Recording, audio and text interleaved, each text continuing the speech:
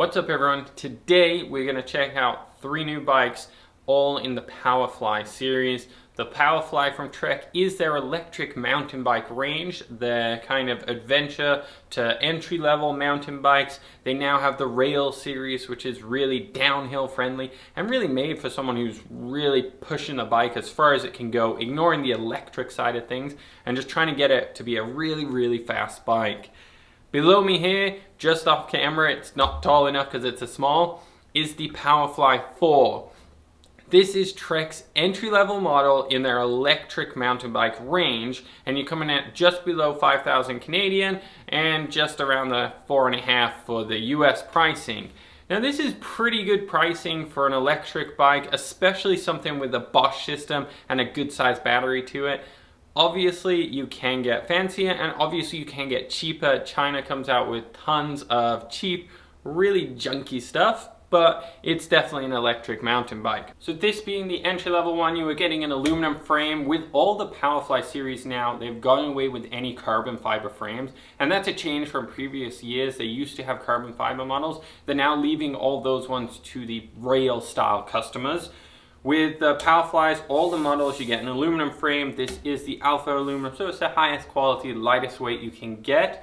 This bike here rings in just around that 50-pound mark, so it's not too heavy, and it's obviously heavier than a standard mountain bike, but you do get this huge battery pack here and the motor, which is the main addition of weight. The battery itself is around the 7 pounds, a bit to the motor, and then obviously you get a little bit more metal here and there, which really adds up to the weight.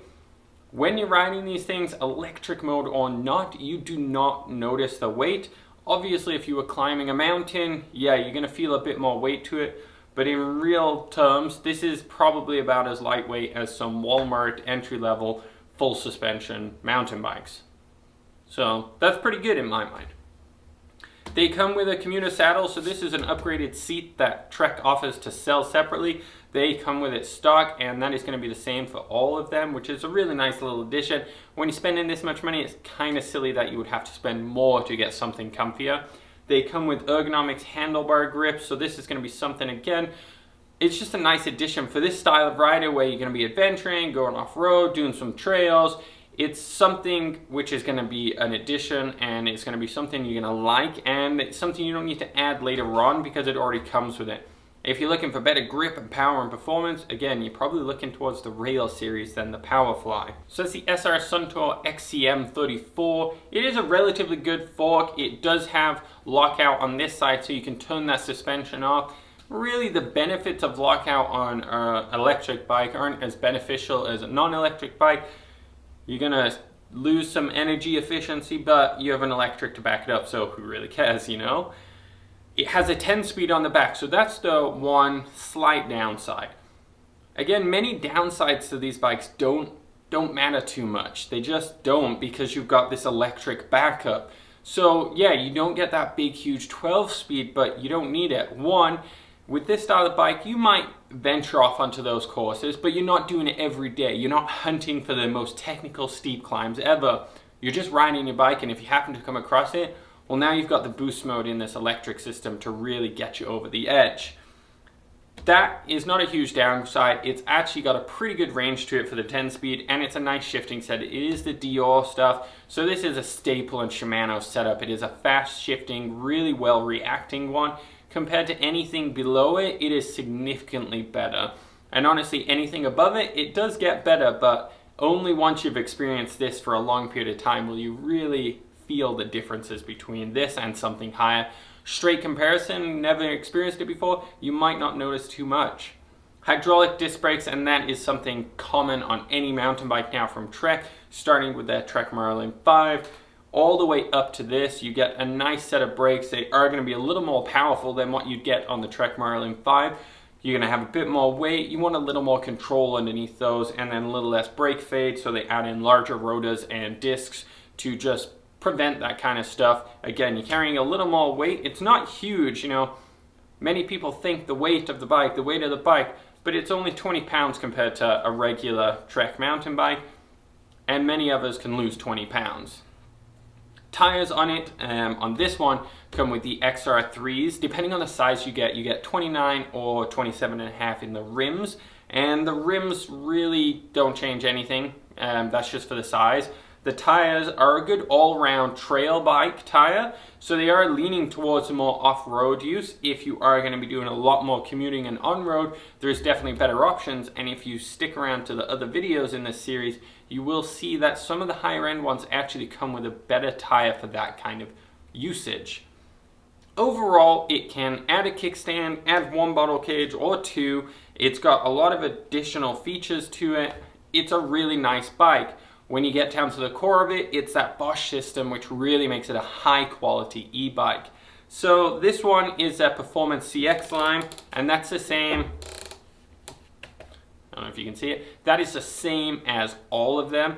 None of the motors change throughout this entire line, and none of the batteries change throughout this entire line. They are all the same 500 watt hour battery, so you get this really nice range of about 50 to 110 kilometers per charge.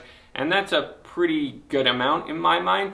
Not many people, electric or non, go for 50 kilometer rides. So even if you're in turbo the entire time, unless it's a crazy hilly course, you're still gonna get some really good range out of it. And Bosch even has a really good calculator on their website, which if you type in your tire size, your wheels, everything, you can get a really good estimate of where you're going. So you can plan ahead for the more difficult terrains and see where you're actually in use for. The electronics are really nice, and Bosch makes a very simple one. This comes with a little console, and you're able to change the modes really easily. It shows you your speed, your total odometer. Everything is just really easy to use, and that's simple. That's all it needs to be. It doesn't need to be complicated, and that's where they're going with this bike. There's low maintenance to it.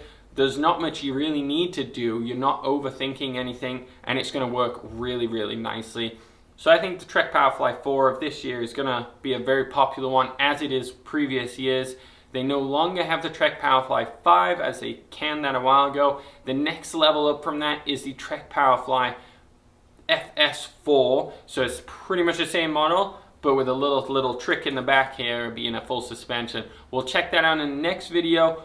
Otherwise, let's go over a little bit of the controls of this one, and it'll be a bit more application throughout all of them. So as you can see here, this is kind of the overall layout of it.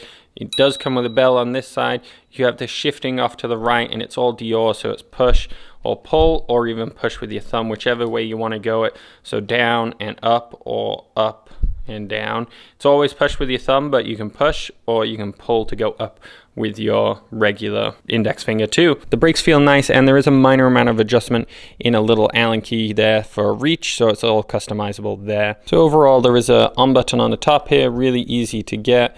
Everything's within reach of the main controls, so that just flicks it on right there. On the lower half, you have a walk button. If you press this and you are in any of the electric modes, it'll say walk plus. At any point during the walk plus, you can press and hold, and it'll actually try and move the bike forward. And it changes the pace a little bit when you are actually operating the bike and in the different modes, but otherwise it just goes at a gentle 3-ish km/h pace to help you up hills if you're pushing the bike. You got simple plus and minus modes here, and these just go through the 4 modes. So you got Eco, Touring, E-mountain bike, and Turbo. E-mountain bike is a nice little feature that goes on pretty economical and then detects how hard you're pedaling. As soon as you pedal hard, it really ramps it up automatically to a turbo-like level. And Trek can also reprogram the touring mode to a e-mountain bike light, which isn't as aggressive but a little more economical, but will be a little more aggressive than touring. So your range will update automatically based on which mode you're on. And then from there, it will also allow you to get a good gauge of how far you can go at the current pace or hill you're at. This will update live while riding. So if you're going up a 60-kilometer hill, you know you've only got 60k left unless it drops down drastically. And Eco, this one right now, pretty full charge, is 92 kilometers. So overall, value for money, the Powerfly 4 has a lot of good features to it, and you keep true with the Bosch electric system, which is going to work fantastically for you. Honestly, it's one of the smoothest ones possible. There is some minor customizations to it, but not a huge lot. They keep it very simple. It's not for someone who's looking to optimize their electric system the best. They're looking for something to be optimized for them and works really, really well. If you go ahead and check out the next video in this series, which is coming right up, we have the Powerfly FS4, and this is the next lineup in Trek's Powerfly line, with a few minor differences, but nothing too major. Subscribe to see that one when it comes out. Otherwise, thanks for watching and good luck.